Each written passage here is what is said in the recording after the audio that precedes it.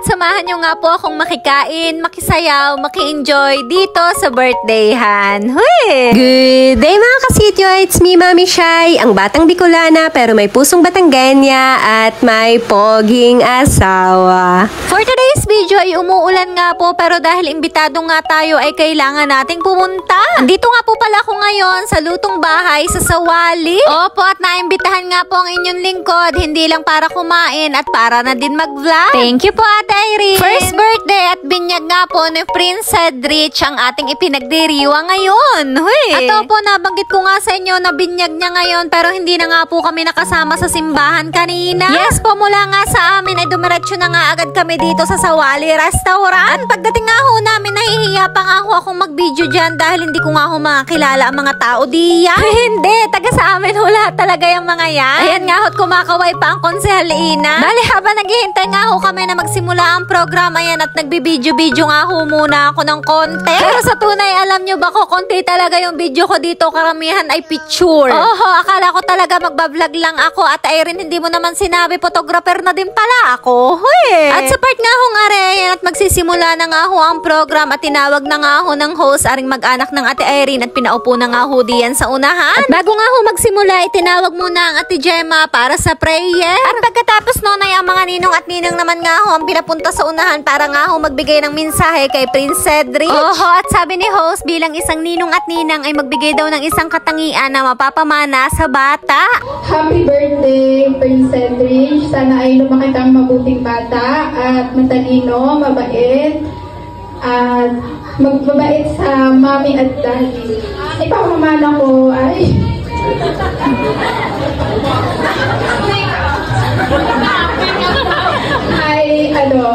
mabait sa mga kapatid, pati sa magulang. Grabe naman talaga tong sininang May. Makeup daw yung ipapamana. Ilalaki yung inaanak.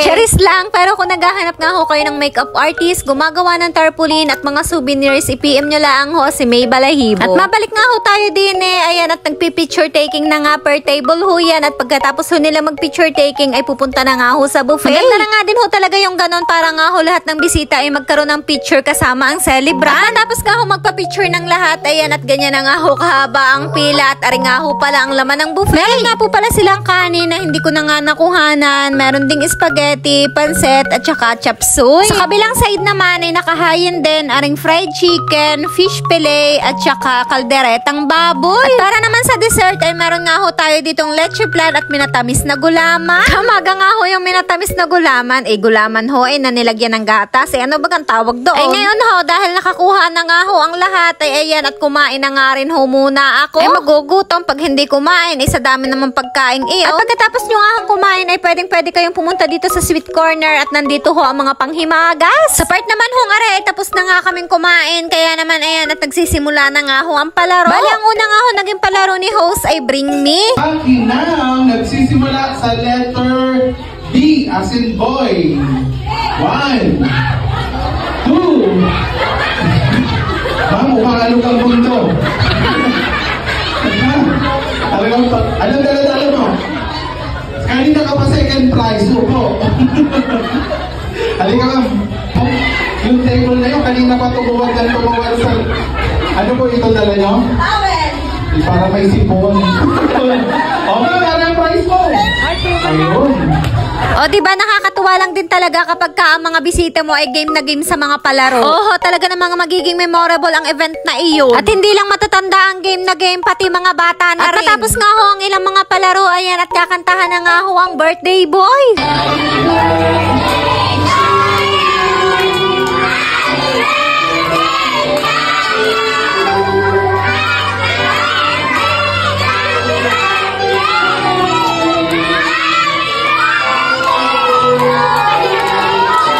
Okay, one more time, dapat mas malakas, mas masaya.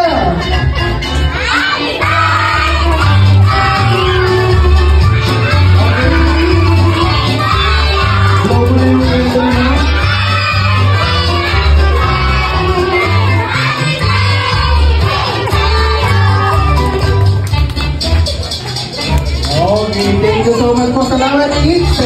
At matapos nga akong kantahan ng birthday boy, ayan, at tuloy-tuloy na nga ho ulit ang mga palaro. At dito nga ho ay kasalukuyan ng ginaganap yung pahabaan ng happy birthday. At tari nga ho si Precious ang nanalo at binigyan nga din ho ng prize si Nathan at saka si Teo. Matapos naman ho noon, ayan, at pagalingan naman nga hong sumayaw at tingnan nyo naman si Sander. Talaga namang giling kung giling.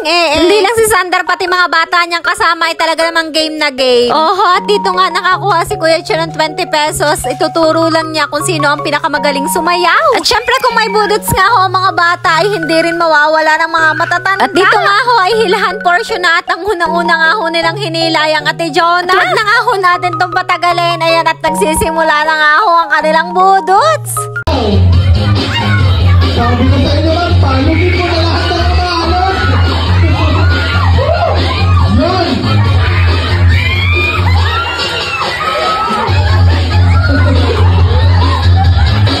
Ayan na nga!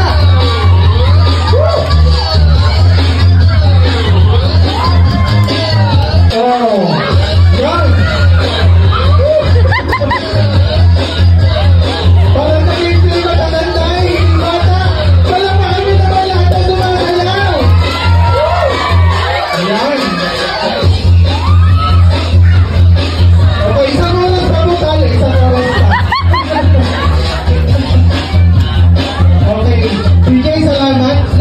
At yun na nga ho, bukod nga ho sa tigwa 100 pesos ay nagkaroon nga din ho sila ng premyo na souvenir para sa mga bata. At para ho sa huling palaro ay naghahanap nga ho ng 5 mommies pero 3 nga lang ho yung pumunta dun sa unahan. Bali nung una nga ho ay hindi nila alam ang gagawin at nung pinaliwanag na nga ho ni MC ay talaga namang halakhak na si Maring Beverly. Paano ba naman pinapili sila ng hayop na gusto nilang alagaan at ang sinabi nga ho niya ay unggoy at yung pala ay may kinalaman sa laro na gagawin nila. Yes po, yung sounds ng napili nilang hayop ay gagamitin nga nila sa pagkanta ng happy birthday. At hindi lang yun, kailangan din nila ng action. Kaya naman ayan at panoorin nga ho natin.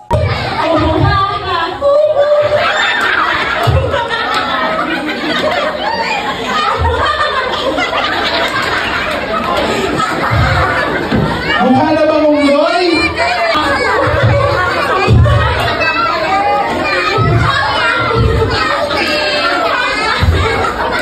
Ayos, bando ka muna sa tabi. Tingnan po natin ang pagbati na isang aso na may kasamang aksyon. O, sige lang.